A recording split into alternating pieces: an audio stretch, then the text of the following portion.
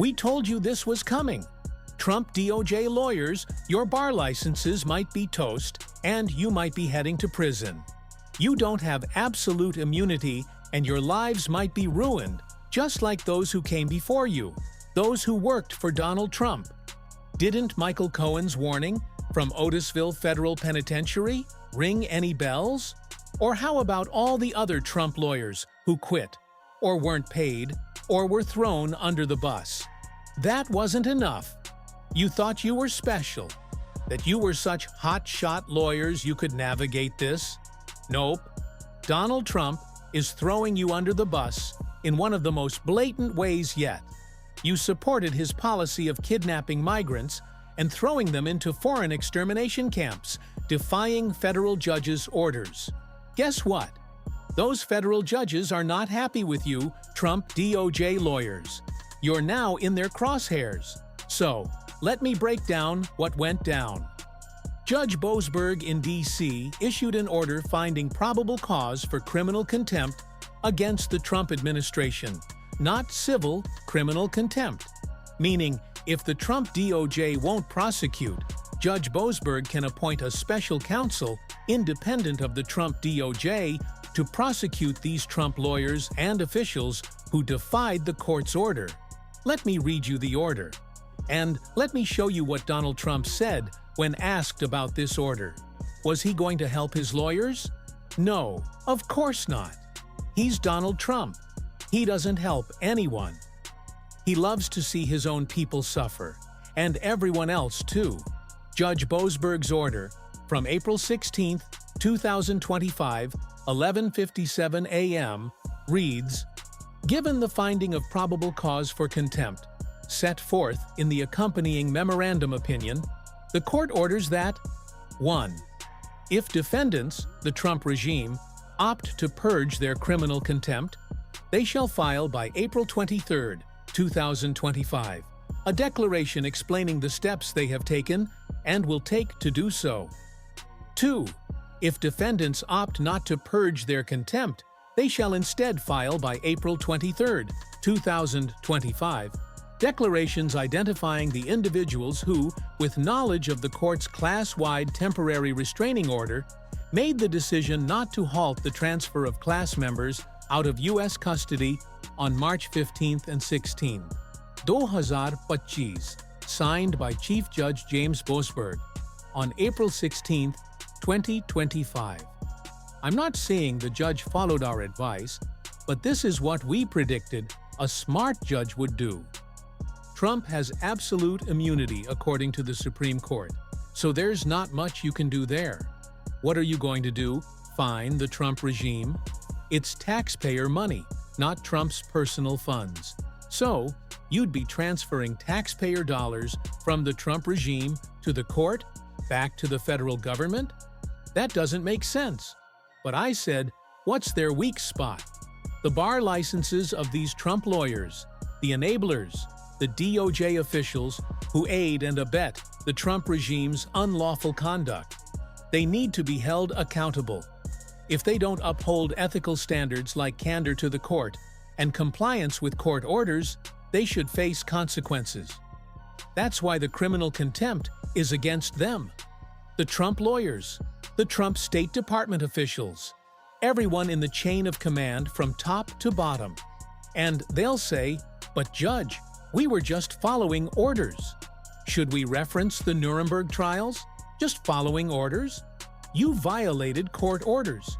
You knew better, and you shouldn't have done it. So, Trump is asked in the Oval Office. Judge Boasberg said, the Constitution does not tolerate willful disobedience of judicial orders. Do you agree with that statement?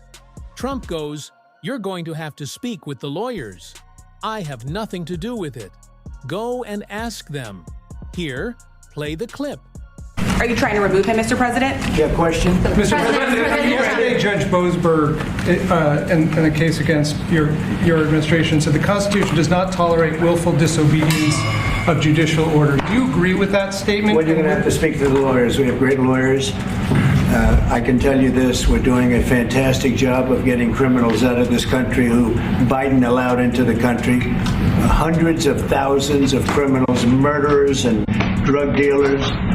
And I was elected because of the fact, I would say maybe that was the number one factor for a lot of reasons, the economy, a lot of things. But one of the primary reasons I was elected is because I said, I'm going to get the criminals that he allowed. I'm going to get them out. And I got a lot of votes, record-setting numbers of votes. As you know, we won everything. The popular vote, all 7 swing states, we won everything. And that's what the public wanted. That's what I'm doing. But you'll have to speak to the lawyers because it's up to them. So then Trump is asked again yesterday, are you going to facilitate the return of Abrego, Donald? Because a lot of people are saying that when you kidnapped a migrant with no criminal history and sent him to an extermination camp in El Salvador, despite a withholding order saying you can't do that, and now the Supreme Court, in a 9-0 ruling, slapped you down, what are you going to do? Donald Trump goes, I don't know. You're going to have to ask the lawyers. I have nothing to do with this. Ask the lawyers. Play this clip. Okay. Mr. President, we have a great relationship with the president of El Salvador. Will you ask him to release Abrego Garcia so that you can facilitate his return here to the United States? And do you believe he deserves due process here? Well, I must tell you, I have to refer again to the lawyers. I'll have to do what they ask me to do. I had heard that there were a lot of things about a certain gentleman, perhaps it was that gentleman, that would make that case be a case that's easily winnable on appeal. So we'll just have to see. I'm going to have to respond to the lawyers. Mr. President, we're learning that there are now 2 deceased following that shooting. Okay, Donald, let me get this straight. You had Nayib Bukele, the leader of El Salvador, with you. You both played dumb, saying, nothing we can do. Nothing we can do at all here. And now you're saying, just ask the lawyers. The lawyers know. Now, there's a long history of Trump doing this with his lawyers. Michael Cohen, of course, literally went to jail. Trump even threw him in solitary confinement for 50-plus days when he refused to sign something from the probation department that would have prevented him from releasing his book. Then there's the time Donald Trump was found liable for sexual abuse in federal court in New York. His lawyer, Joe Tacopina, did a pretty good job, all things considered, keeping the verdict to only $5 million, especially compared to the subsequent defamation trial handled by Alina Habba, which resulted in a $95 million verdict. So, Tacopina kept a sexual abuse verdict to $5 million, while Alina Habba got a 15 to 20 times larger verdict, because she's a horrible lawyer who's now the U.S. Attorney in New Jersey. But Tacopina quit representing Donald Trump. Remember, he went on Al Sharpton and explained why. Here's the clip. Why would you leave the team? By the way, it's the first and only interview, Reverend, that I'll be doing on this topic. Okay, you're someone obviously very special to me and someone I have a relationship with, and you know I'm going to discuss it once and only once to the degree I can. I left the team because it was just my time. I had to follow my compass, and my compass told me it was my time there was done. There are a lot of personal reasons that went into that, things that I can and won't discuss. I also have A$AP Rocky's trial coming up this year, which is going to take most of my year. The attention that's going to be put into that case, there's a lot riding on that for that young man, his wife, and his family.